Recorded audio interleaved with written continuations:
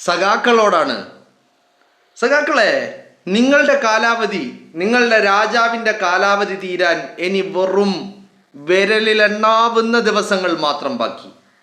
വെറും ദിവസങ്ങൾ എന്ന് പറഞ്ഞാൽ തീർത്ത് ഒരാഴ്ച പോലുമില്ല. അടുത്ത ഇതേ ദിവസം അതുവരെ കാത്തിരിക്കാൻ പോലും സമയമില്ല.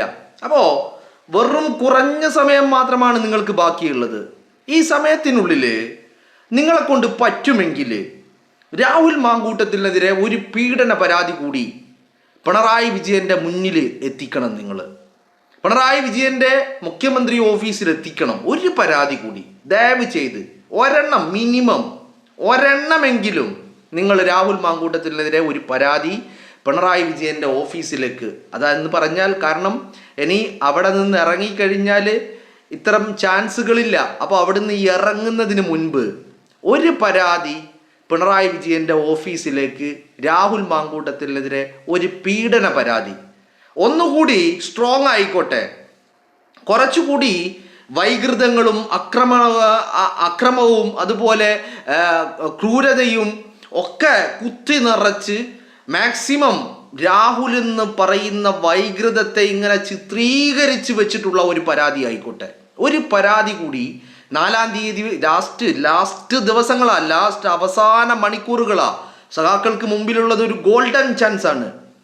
ആ ഗോൾഡൻ ചാൻസ് സഖാക്കൾ മാക്സിമം ഉപയോഗപ്പെടുത്തണം. മനസ്സിലായില്ലേ? ആ ഗോൾഡൻ ചാൻസ് അത് നിങ്ങൾ ഉപയോഗപ്പെടുത്തണം മാക്സിമം.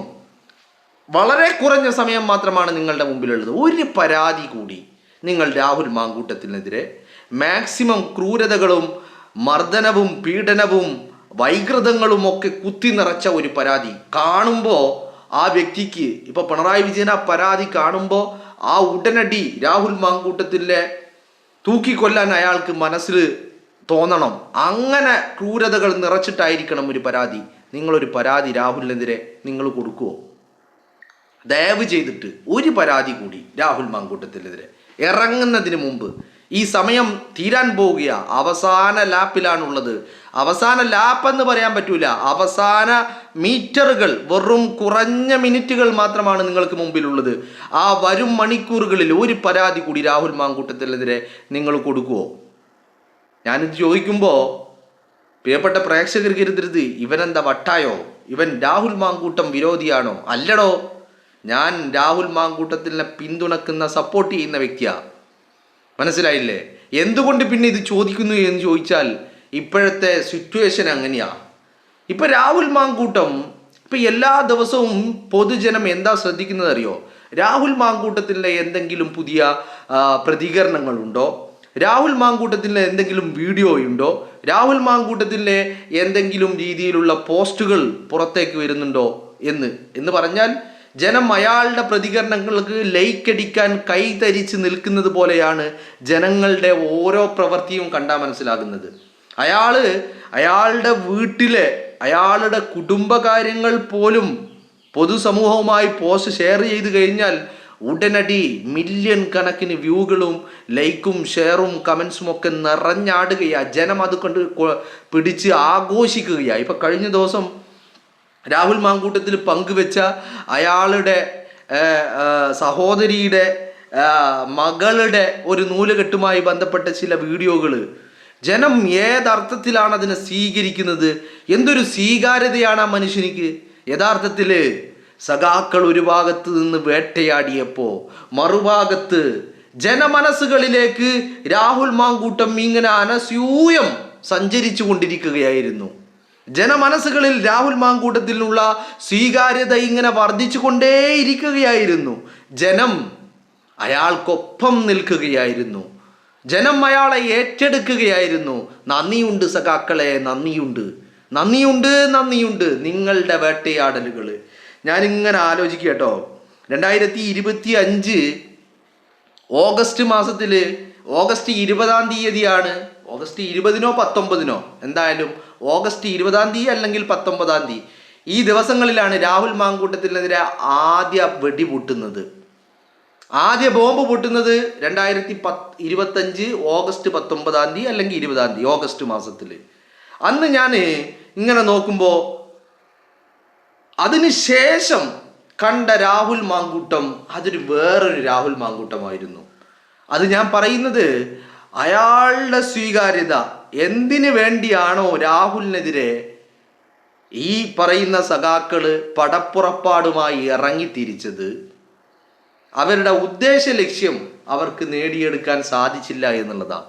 ഞാനിപ്പോ പറയുന്നു, രാഹുൽ മാങ്കൂട്ടത്തിന് 2 സ്റ്റേജാക്കി നമ്മൾ തിരിച്ചു കഴിഞ്ഞാൽ എന്ന് പറഞ്ഞാൽ, വിവാദങ്ങൾക്ക് മുമ്പുള്ള രാഹുൽ മാങ്കൂട്ടം, വിവാദങ്ങൾക്ക് ശേഷം നമ്മൾ ഈ സംസാരിക്കുന്നത് വരെയുള്ള രാഹുൽ മാങ്കൂട്ടം, ഇങ്ങനെ ഒരു 2 ഭാഗമാക്കി രാഹുൽ മാങ്കൂട്ടത്തിൻ്റെ രാഷ്ട്രീയ ജീവിതം, പൊതുജീവിതത്തെ നമ്മൾ തിരിച്ചു കഴിഞ്ഞാൽ, വിവാദങ്ങൾക്ക് ശേഷം എന്ന് പറഞ്ഞാൽ 2025 ഓഗസ്റ്റ് മുതൽ ഇന്നീ നിമിഷം വരെയുള്ള രാഹുൽ മാങ്കൂട്ടത്തിൻ്റെ രാഷ്ട്രീയം, രാഹുൽ മാങ്കൂട്ടത്തിൻ്റെ പൊതുപ്രവർത്തനം, രാഹുൽ മാങ്കൂട്ടം എന്ന് പറയുന്ന വ്യക്തി വലിയ രീതിയിൽ ജനമനസ്സുകളിൽ വലിയ ചലനങ്ങൾ ഉണ്ടാക്കിയിരിക്കുന്നു എന്നുള്ളത് നമുക്ക് മനസ്സിലാക്കാൻ സാധിക്കുക അല്ലേ.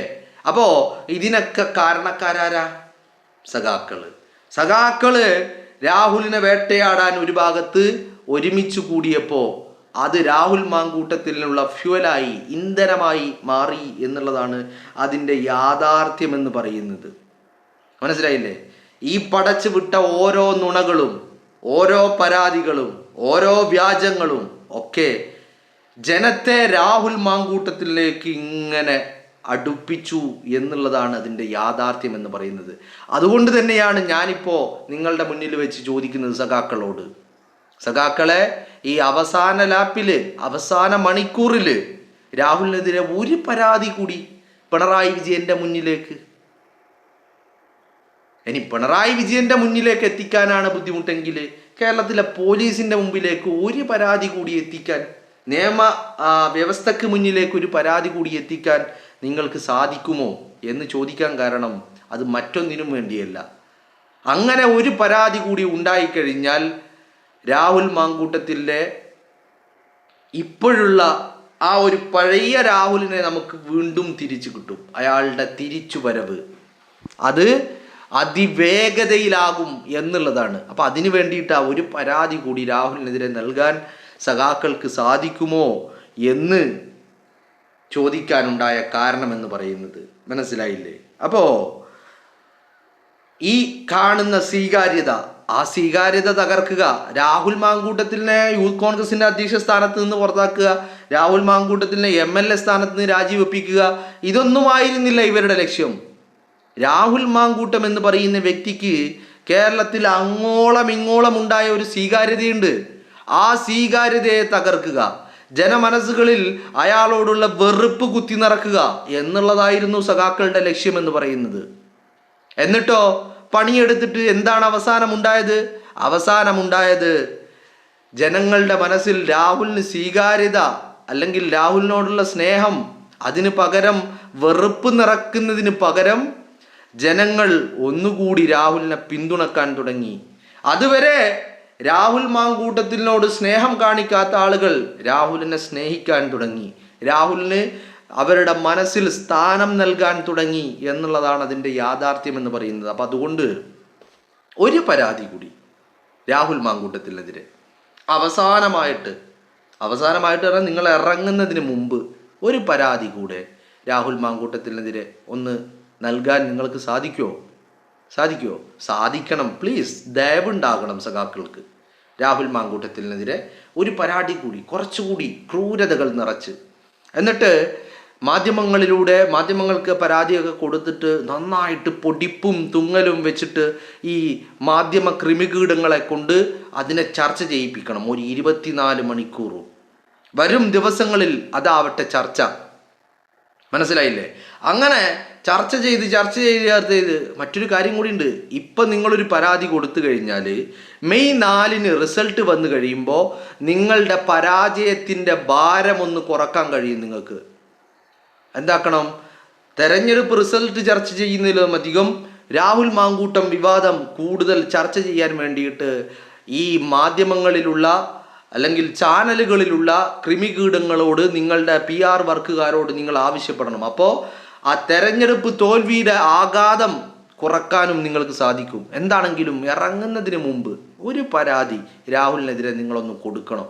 അത് രാഹുലിൻ്റെ വരവ്, തിരിച്ചു വരവ് ഒന്നുകൂടി വേഗതയിലോട് കൂടിയുള്ളതാക്കും എന്നുള്ളത് കൊണ്ടാണ് അങ്ങനെ ആവശ്യപ്പെടുന്നത്. അപ്പോൾ സഖാക്കൾ ഒരു ദയവ്, ഒരു പ്ലീസ് ഒരു പരാതി രാഹുലിനെതിരെ ഒന്ന് കൊടുക്കണം എന്നുള്ളത് എൻ്റെ ഒരു അപേക്ഷയാണ്. നിങ്ങളതിന് രാഹുൽ മാങ്കൂട്ടത്തിനെ ഇതുവരെ നിങ്ങൾ അകമഴിഞ്ഞ് സഹായിച്ചതുപോലെ, രാഹുൽ മാങ്കൂട്ടത്തിൻ്റെ വളർച്ചയ്ക്ക് നിങ്ങൾ നൽകിയ വളം ഇട്ടുകൊടുത്തതുപോലെ, നിങ്ങൾ ഊർജം പകർന്നതുപോലെ അയാളുടെ തിരിച്ചുവരവിനെ ബൂസ്റ്റ് ചെയ്യാൻ ഒരു പരാതി കൂടി നിങ്ങൾ നൽകണമെന്നുള്ളത് ഒരപേക്ഷയാണ്. പ്ലീസ് ദയവ് ചെയ്തിട്ട്. വിജയൻ്റെ മുമ്പിൽ ഈ മുഖ്യമന്ത്രി കസേര വളരെ കുറഞ്ഞ ദിവസം മാത്രമാണ് ബാക്കിയുള്ളത്. അതിനുള്ളിൽ ഒരു പരാതി കൂടി നിങ്ങൾ നൽകുക. നിങ്ങളെ സംബന്ധിച്ചിടത്തോളം രാഹുൽ മാങ്കൂട്ടത്തിനെ വേട്ടയാടാം. അതോടൊപ്പം ഈ മെയ് 4 വരുന്ന റിസൾട്ട്, ആ പരാജയത്തിൻ്റെ ആഘാതം അത് കൂടുതൽ ചർച്ച ചെയ്യപ്പെടാതെ ഈ വിഷയം ചർച്ച ചെയ്തിട്ട് അതിലങ്ങ് മുങ്ങിപ്പോയിക്കോളും. അപ്പം അതുകൊണ്ട് ഒരു പരാതി കൂടി സഖാക്കൾ രാഹുലിനെതിരെ എങ്ങനെയെങ്കിലും എവിടെ നിന്നെങ്കിലും, ഇനി അമേരിക്കയിൽ നിന്നുള്ള പരാതിയാണെങ്കിലും കുഴപ്പമില്ല, എവിടെ നിന്നെങ്കിലും ഒരു പരാതി പ്ലീസ് ദയവ് ചെയ്തിട്ട്.